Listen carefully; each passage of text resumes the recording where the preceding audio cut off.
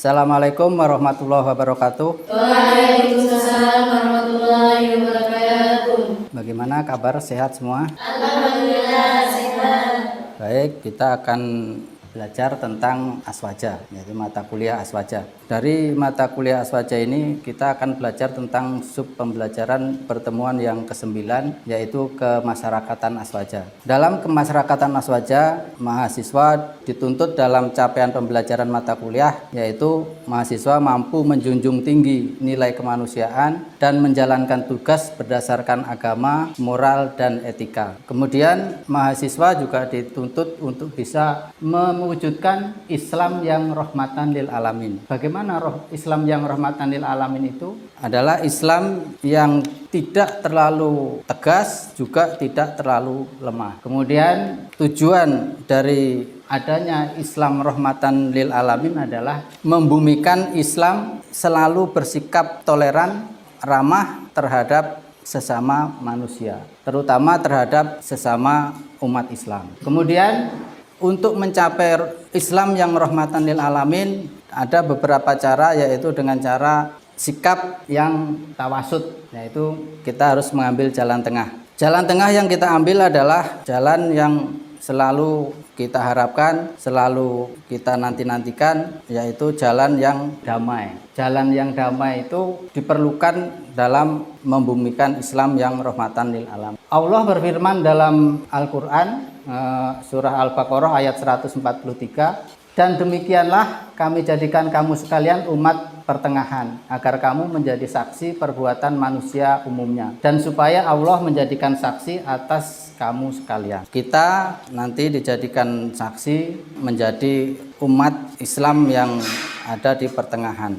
Kemudian cara-cara yang kedua adalah untuk mencapai Islam yang rahmatan lil alamin adalah iktidal atau tegak lurus. Dalam bersikap ramah, dalam bersikap sopan, dalam bersikap santun, kita perlu tegak lurus dalam menjalankan syariat Islam. Tegak membela kebenaran dengan objektif maksudnya, dan tidak mengkaitkan dengan kebencian kepada salah satu kaum. Apabila kita menganggap salah satu kaum lebih di bawah kita, atau kita sudah terlanjur menganggap diri kita ini paling baik, maka kita harus bersikap menghilangkan kebencian itu terhadap salah satu kaum. Itulah sikap-sikap yang harus kita lakukan. Kemudian sikap yang berikutnya adalah sikap tasamuh atau toleran. Nah, ini adalah sikap yang paling penting, sikap yang paling diidolakan oleh umat Islam di seluruh dunia.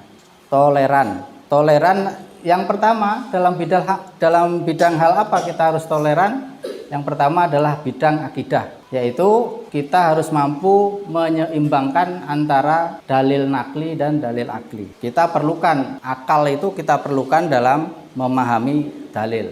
Kalau kita terlalu tekstual, maka yang terjadi adalah kesalahan-kesalahan yang seolah-olah kita anggap benar, ya, kesalahan-kesalahan yang sebetulnya dalam Al-Quran itu ada, tapi karena kita tidak menggunakan akal sebagai penyeimbang, maka kita salah dalam penafsirannya. Itu keseimbangan antara dalil nakli dan dalil akli. Kemudian yang berikutnya, untuk bisa bersifat toleran, kita juga harus bisa toleran dalam hal syariah, yaitu berpegang teguh pada Al-Quran dan hadis, gitu ya. Jadi ketika kita ingin bersifat toleran terhadap apapun di alam ini, kita harus berpegang teguh kepada Quran dan hadis. Ya, Quran dan hadis itu adalah sumber hukum utama buat umat Islam. Kemudian ada dua sumber hukum lagi, apa itu? Ijma' dan qiyas. Kita juga memerlukan ijma' dan qiyas. Contoh ijma' yang paling umum adalah dalam menentukan jumlah rakaat sholat. Jadi seluruh ulama dunia sepakat bahwa sholat duhur itu adalah 4 rakaat, sholat asar 4 rakaat, sholat maghrib 3 rakaat, sholat isya 4 rakaat, dan sholat subuh 2 rakaat. Itu adalah merupakan ijma' para ulama. Itu ulama sedunia sepakat dengan hal itu. Tidak ada yang mengatakan bahwa sholat maghrib itu harus 5, tidak ada. Ya, kemudian dalam hal tasawuf kita bergaul menggunakan akhlak yang islami dan tetap menghormati kebudayaan. Ya, kita tetap menampilkan budaya-budaya Islam, pembelajaran-pembelajaran Islam, sikap-sikap yang islami, tapi kita juga harus tetap menghormati kebudayaan. Kenapa kita harus menghormati kebudayaan? Karena Wali Songo dulu yang paling dipegang teguh, yang paling dihormati adalah kebudayaan. Kita tetap kepingin bahwa Indonesia ini peraturan-peraturan harus islami. Kita tetap sepakat itu. Tapi kita masukkan peraturan-peraturan islami itu dengan cara yang lemah lembut. Salah satu contoh peraturan Islam atau syariat Islam yang sudah menjadi undang-undang di Indonesia adalah tentang peraturan perkawinan. Di peraturan perkawinan itu ditunjukkan pertama harus ada pengantin laki-laki, harus ada pengantin perempuan, harus ada wali nikah, harus ada ijab kabul atau serah terima, harus ada mahar. Nah, itu sudah menjadi undang-undang di Kementerian Agama. Jadi itu sebetulnya syariat Islam, tapi dengan berbagai usaha, dengan berbagai cara, ulama-ulama Islam memasukkan itu ke dalam undang-undang yang berlaku di Indonesia.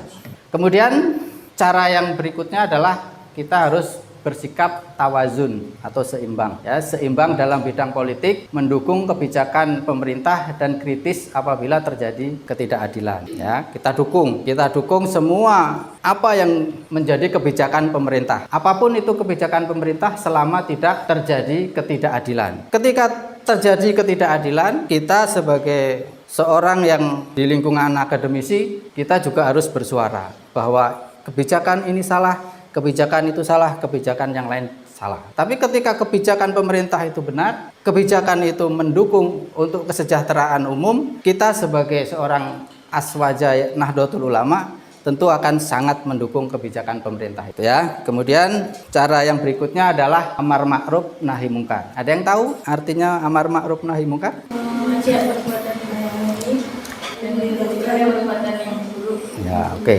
Itu dalam memerintahkan atau mengajak perbuatan baik, kita harus melakukan perbuatan baik dan mencegah perbuatan yang buruk dengan ajaran agama Islam yang telah kita pelajari. Dengan cara apa? Dengan cara santun, lemah lembut, bukan dengan cara menakut-nakuti. Apapun kebaikan yang kita inginkan, apapun ajaran Islam yang akan kita masukkan ke dalam undang-undang, apabila kita menyampaikan dengan cara santun, dengan cara lemah lembut, dengan cara yang baik-baik, tentu hal-hal yang baik-baik itu akan diterima dengan sangat baik oleh orang lain, ya. Kemudian kenapa kok tidak harus menakut-nakuti? Karena menakut-nakuti siapapun orangnya, kalau ketemu hal yang menakut-nakuti atau hal yang menakutkan, tentu akan takut, ya. Kita tidak ingin itu dalam menyiarkan Islam di Indonesia yang sangat kita cintai ini. Kemudian sikap yang berikutnya adalah sikap al-adalah muhakamah, ya, dengan mengajak kebaikan dengan cara yang berulang-ulang. Jadi manusia itu punya kecenderungan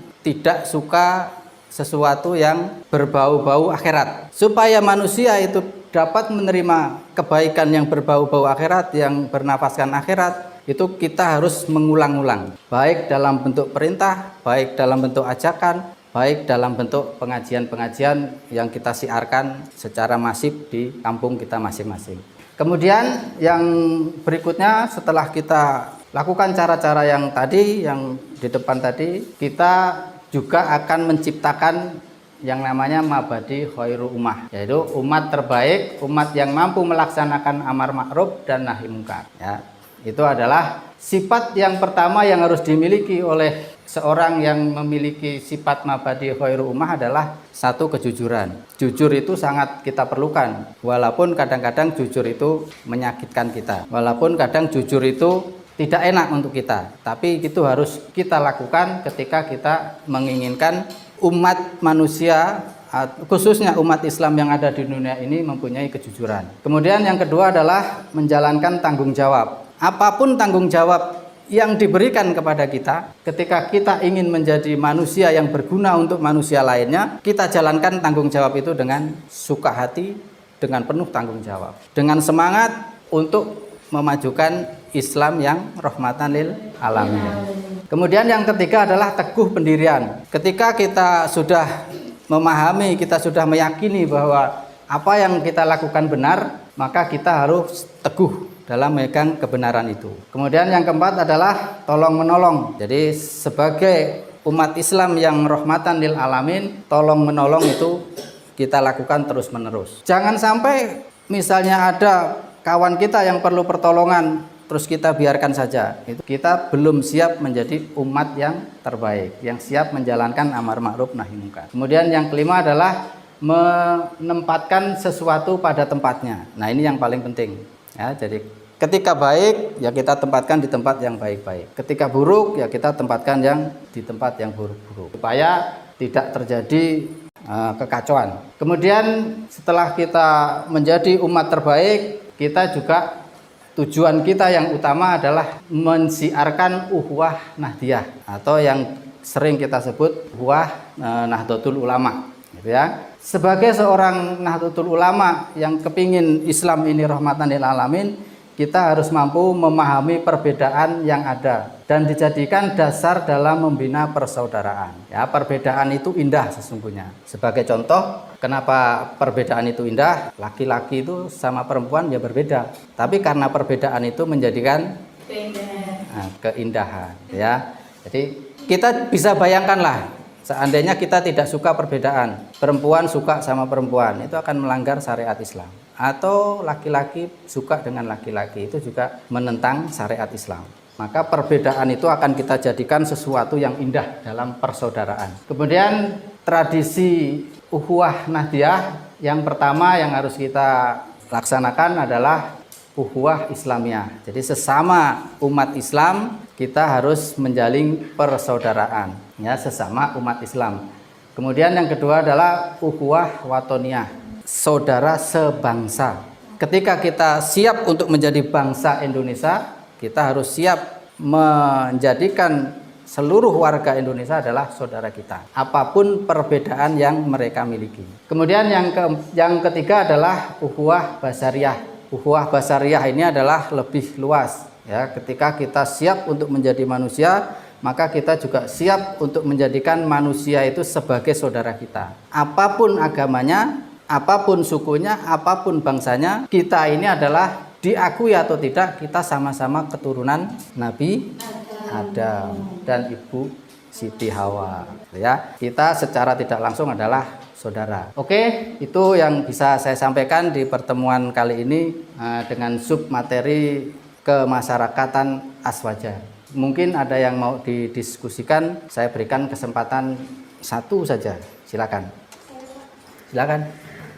Izin bertanya, Pak. Ya. Dari materi yang pernah Pak sampaikan mengenai dalam membumikan dan mencapai Islam yang rahmatan lil alamin, yakni salah satunya dengan mempunyai sikap yang parasut atau jalan tengah. Kemudian bagaimana cara penerapan sikap parasut ini, jalan tengah ini dalam kehidupan sehari-hari secara baik dan benar? Oke, terima kasih. Itu jadi pertanyaan itu adalah membuktikan kecerdasan mahasiswa. Ya, jadi siapa yang sering bertanya berarti dia adalah yang cerdas, itulah kira-kira. Oke, akan saya jawab jalan tengah. Jalan tengah itu kita tidak bisa terlalu tegas. Juga kita tidak bisa terlalu lemah lembut. Maksudnya gimana? Ketika kita perlu tegas, kita ya siap tegas dalam menghadapi musuh Islam misalnya. Ya, ketika kita harus bersifat lemah lembut, kita juga harus bersifat lemah lembut. Kita tidak bisa Islam harus tegas, itu tidak bisa. Atau Islam harus lemah lembut. Lemah lembut terus maksudnya ya. Kalau kadang-kadang tegas, kadang-kadang lemah lembut, itu adalah jalan tengah yang menjadi solusi kita.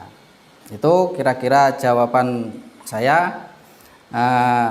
Di akhir pertemuan ini saya ingin memberikan tugas kepada saudara-saudara mahasiswa, anak-anak mahasiswa, yaitu tugasnya adalah amati kemasyarakatan di lingkungan Anda, kemudian ceritakan atau narasikan dalam bentuk karya tulis. Itu minggu depan pada pertemuan ke-10 kalian wajib mengumpulkan itu.